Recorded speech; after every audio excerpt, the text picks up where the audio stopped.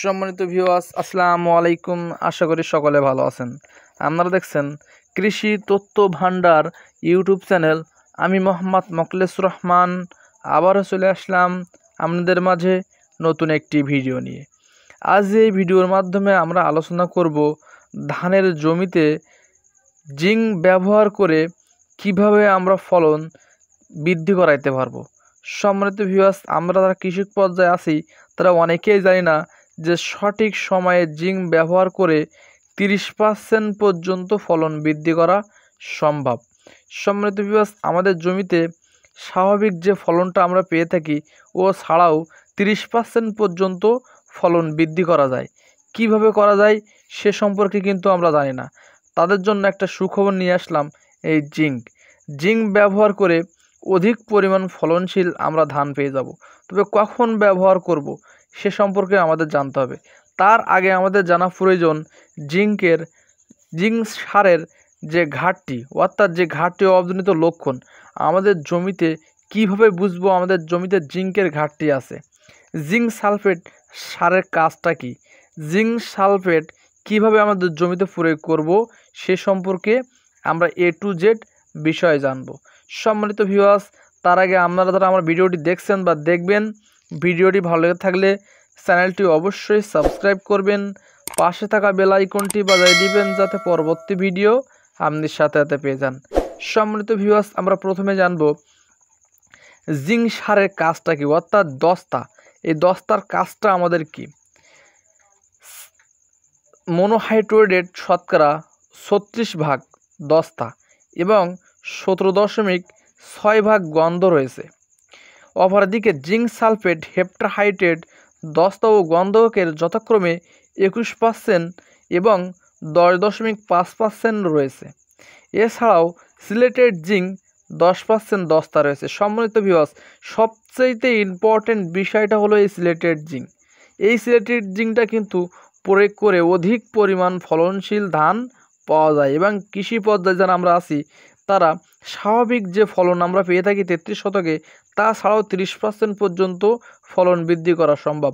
কখন এই দস্তাটা প্রয়োগ করতে হবে সে সম্পর্কে কিন্তু একটু পরেই আমরা বলবো। Zinc sulphate, monohydrated zinc sulphate heptahydrate সারের তুলনায় বেশি পরিমাণ মাটিতে ব্যবহৃত হয়ে থাকে। কোনো কোনো ফসলে স্প্রে করার একটি প্রয়োগ করা যায়।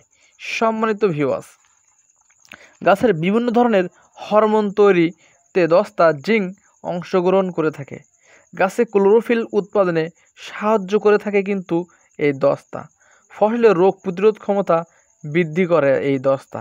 সম্মানিত ভিউয়ার্স, দস্তা সারের কাজটা আমরা জানলাম। ক্লোরোফিল উৎপাদনে সহায়তা করে, কিন্তু সবচেয়ে ইম্পর্টেন্ট বিষয় সেটা হলো এই ক্লোরোফিল উৎপাদনে সহায়তা করে, অর্থাৎ খাদ্য তৈরিতে আমাদের ধানের সবচেয়ে সহায়তাকারী উপাদান হলো এই দস্তা। আমরা যারা দস্তা সম্পর্কে জানি না, ধান সম্পর্কেও কিন্তু আমরা জানি না। কেমন জানি না? আমরা সাধারণত এই জিঙ্কটা কখন প্রয়োগ করতে হয়, কিভাবে প্রয়োগ করতে হয় এইটা কিন্তু আমরা জানি না, বা কী পরিমাণ, অর্থাৎ 33 শতকে কী পরিমাণ জিঙ্ক আমাদের প্রয়োগ করতে হয় সে সম্পর্কেও কিন্তু আমরা একটু পরে জানবো। তার আগে আমরা জেনে নেই জিঙ্কের অভাবজনিত লক্ষণগুলো কী কী সে সম্পর্কে আমরা একটু জানব। মাটিতে দস্তার ঘাটতি দেখা দিলে গাছের পাতায় পাতায় তামাটে বা দাগ আকৃতি বিবর্ণতা পরিলক্ষিত হয়ে থাকে। পাতা ছোট হয়ে যায় এবং নতুন পাতার গোড়ার দিকে হতে বিবর্ণতা দেখা যায়। বিশেষ করে আন্তঃশিরার বিবর্ণতা দেখতে পাওয়া যায়। সম্মানিত ভিউয়ার্স, আমরা দস্তার অভাবজনিত লক্ষণগুলো কিন্তু জানতে পারছি আস্তে আস্তে। এখন আমরা দস্তার পাতার নিচে ধীরে ধীরে হলুদ হয়ে যায়, বিশেষ করে পাতার নিচের দিকে সাধারণত সবুজ থাকে, তবে পাতার মাঝখানে হলুদ হয়ে যায় এই দস্তার অভাবের কারণে। পাতার আকার আকৃতি অনেকটা কিন্তু ছোট হয়ে যায়। জিঙ্কের অভাব পাতা ছোট হয়ে যেতে পারে এবং গাছের বৃদ্ধি ধীরে ধীরে কমতে থাকে।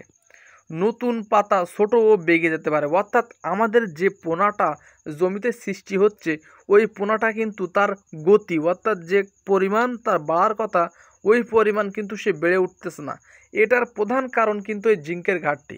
নতুন পাতা বা শাখাগুলি অস্বাভাবিক ছোট হয়ে যায় এবং কিছু কিছু ক্ষেত্রে পাতা বেঁকে যেতে পারে। সম্মানিত ভিউয়ার্স, সবচাইতে ইম্পর্টেন্ট বিষয়টা হলো শীষে ফলন কমে যায়। শীষে ফলন কমে যায়, সেটা এই দস্তার মাধ্যমেই কিন্তু ফলনটা কমে যায়। জিঙ্ক এর অভাবে বিশেষ করে সঠিক পরিমাণের ফুল আসে না, ফলে ফলন কমে যেতে পারে। শীষ সঠিকভাবে পরিপক্কতা হতে পারে না, অল্প চাল উৎপন্ন হয়। সম্মানিত ভিউয়ার্স, তাহলে দস্তার আমাদের অভাবজনিত লক্ষণগুলো কিন্তু আমরা জানতে পারলাম। এখন আমরা জানব যে দস্তাটা আমরা কখন প্রয়োগ করব, কিভাবে প্রয়োগ করব। সম্মানিত ভিউয়ার্স, আমরা যারা ধান চাষাবাদ করি তারা কিন্তু অনেকেই জানে না যে কী পরিমাণ দস্তা আমাদের জমির জন্য প্রয়োজন। অর্থাৎ ধানে কিন্তু 19 রকমের খাদ্য খেয়ে থাকে, কিন্তু 13 রকম সে নিজে নিজে সরবরাহ করে, বাদ বাকিটা কিন্তু আর সরবরাহ করতে পারে না। এজন্য কিন্তু প্রয়োজন হয় দস্তা, অর্থাৎ ক্লোরোফিলের উৎপাদনে সহায়তা করে কিন্তু দস্তা। সম্মানিত ভিউয়ার্স, আমরা দস্তা কখন দিব, এখন আমরা প্রশ্ন করতে পারি যে তাহলে আমরা দস্তাটা আমরা জমিতে কখন প্রয়োগ করব। আমরা যারা জমি চাষাবাদ করি অবশ্যই 3টে চাষ কিন্তু প্রয়োগ করি। আমরা মই দিয়ে হই, ট্র্যাক্টর দিয়ে হই বা নাঙ্গল দিয়ে হোক, আমরা কিন্তু অবশ্যই 3টে চাষে আমরা কিন্তু জমিটা চাষাবাদ করি। অবশ্যই আমরা শেষ চাষে কিন্তু দস্তা প্রয়োগ করতে পারি। যদি আমাদের মনে না থাকে তাহলে আমরা 36% অনুমোদিত আমি আপনাদের বলে দেই, সিনজেন্টা কোম্পানির গ্রোজিং অথবা ইন্তেফা কোম্পানির তোপা সিলেটেড জিঙ্ক, এই দুইটা।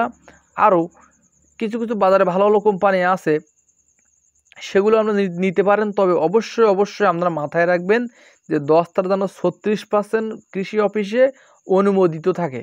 দস্তায় অনেকেই ভেজাল থাকে। এই দস্তাটা অবশ্যই আমরা চাপান সারের সাথে প্রয়োগ করব। 33 শতকে 1 বিঘা জমিতে 1.5 কেজি করে হারে দস্তা প্রয়োগ করব।